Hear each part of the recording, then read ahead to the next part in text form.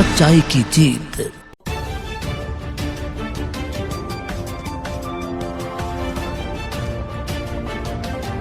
GB Pant school के प्रधानाचार्य व प्रबंध समिति गुट ने लगाया एक दूसरे पर हाथापाई का आरोप। बीते कल जीबी पंत इंटर कॉलेज में प्रधानाचार्य व विद्यालय प्रबंध समिति के सदस्यों के बीच जमकर बवाल हुआ।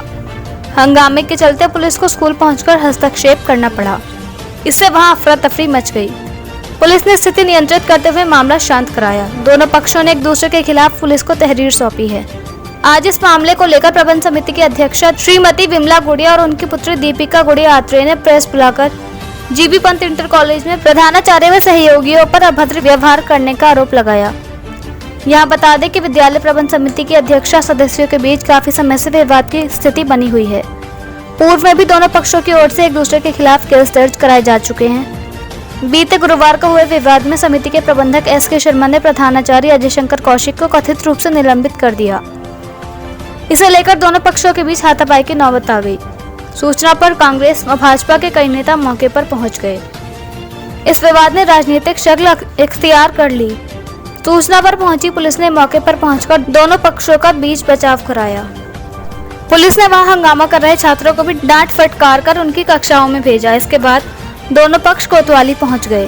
पुलिस को दी तहरीर में कांग्रेसी नेत्री ने कहा कि उनकी मां विद्यालय प्रबंध समिति की अध्यक्षा हैं। यहाँ तैनात प्रधानाचार्य के खिलाफ पूर्व में भी विभागीय कार्रवाई हो चुकी है। समिति के सचिव ने उन्हें निलंबित कर दिया। इससे बौखलाकर प्रधानाचार्य ने उनके साथ अभद्रता की और भाजपा नेताओं को बुलाकर कॉलेज का शिक्षण कार्य बाधित कराया।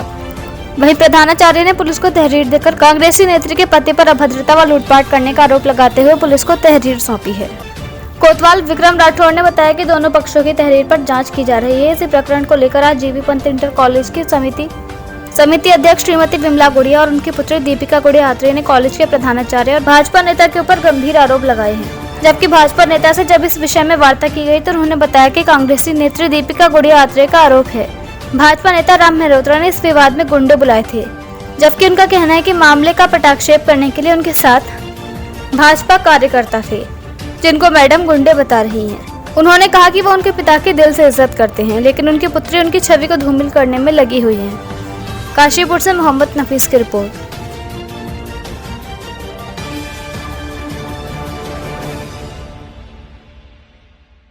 जो भी धन है, जो भी है, वो सब विद्यालय में लगता है। दुकानों की चर्चा उन्होंने करके अपनी बात को खुद ही हवा दे दी है कि वो खुद ही उसमें घुसना चाहते हैं। फिर मैं यही कहना चाहूंगी कि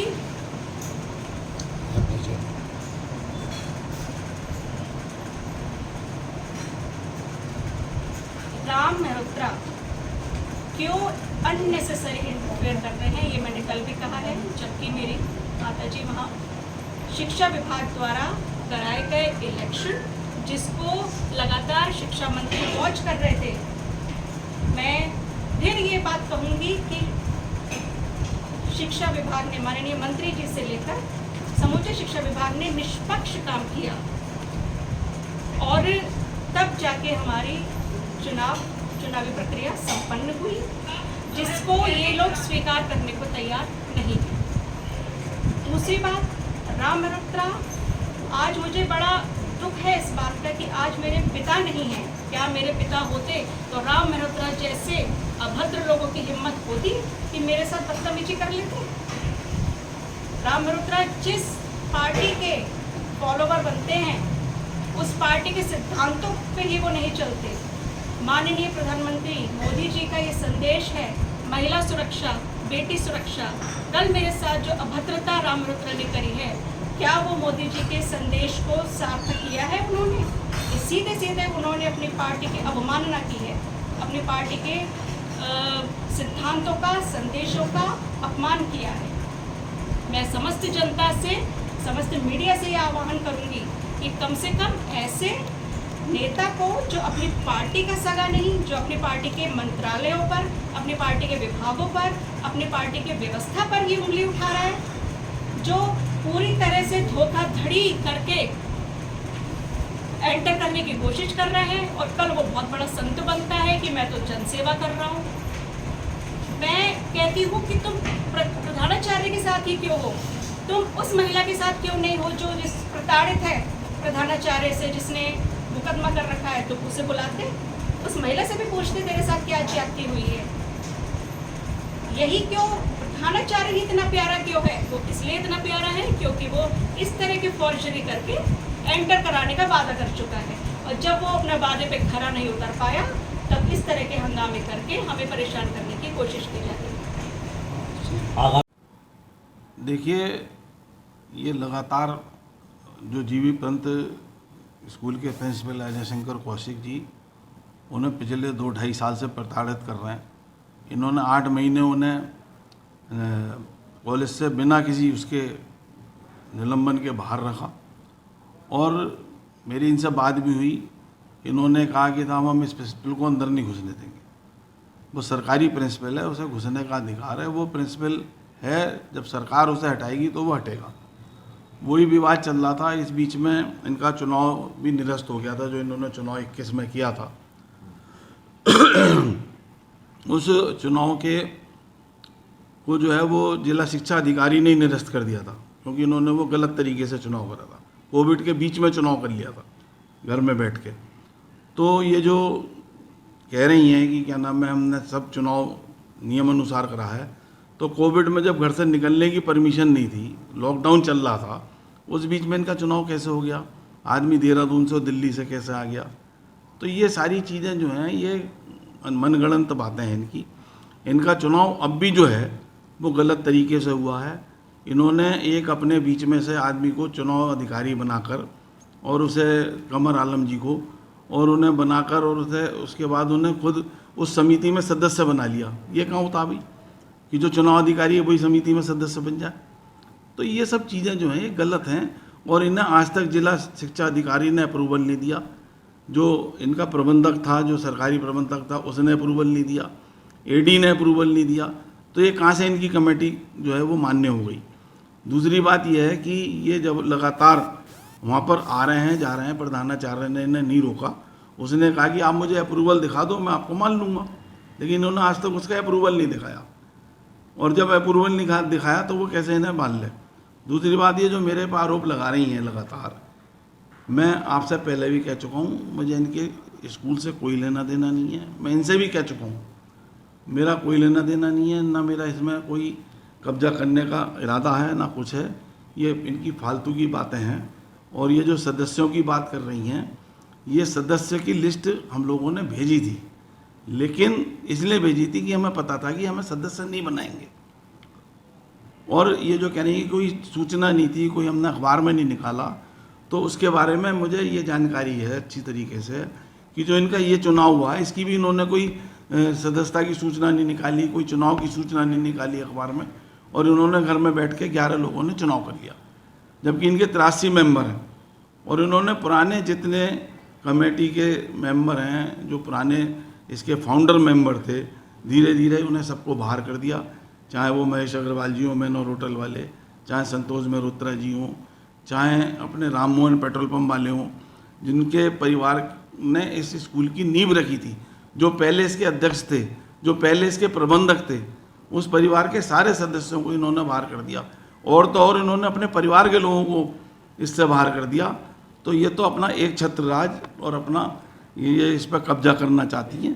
दूसरी बात, ये ज़मीन ना इनके परिवार की है ना इनकी है, और इसमें इन्होंने चंद्रावती स्कूल चला दिया जो कि नाजायज़ है, वो भी गलत तरीके से बनाया हुआ है। 1.5 एकड़ ज़मीन में 2 विद्यालय नहीं चल सकते, डिग्री कॉलेज के लिए 3 एकड़ ज़मीन चाहिए। तो ये सब चीज़ें जो हैं ये बिल्कुल गलत हैं, और ये इनकी सारी बातें निराधार हैं कि मैं कब्जा करना चाहता हूँ। मैं जनता के सामने, आप लोगों के सामने कह चुका हूँ कि मेरा इस स्कूल से कोई लेना देना नहीं है, कोई मतलब नहीं है, लेकिन हाँ, मैं किसी के साथ जाति नहीं होने दूँगा। और जिस तरीके से ये मेरे ऊपर लगातार आरोप लगा रही हैं कि क्या नाम है मैंने इनके साथ दुर्व्यवहार करा, ये कोई वहाँ पे फुटेज हो, वहाँ तमाम लोग वीडियोग्राफी कर रहे थे, स्कूल के भी कैमरे लगे हुए थे, सब चीज़ें थी। ये इन पर कोई सबूत हो कि मैं इनके नज़दीक भी गया हूँ और इनके साथ कोई धक्का मुक्की करी हो, बल्कि यही मेरे लिए बार बार ये कह रही थी कि इन्हें स्कूल से बाहर करिए, इनका कोई मतलब नहीं है, ये यहाँ घुस कैसे गए, फलाना कैसे हो गया, ढिमका कैसे हो गया, ये सब चीज़ें इन्होंने करी हैं और ये मेरे पर उल्टा आरोप कर रही।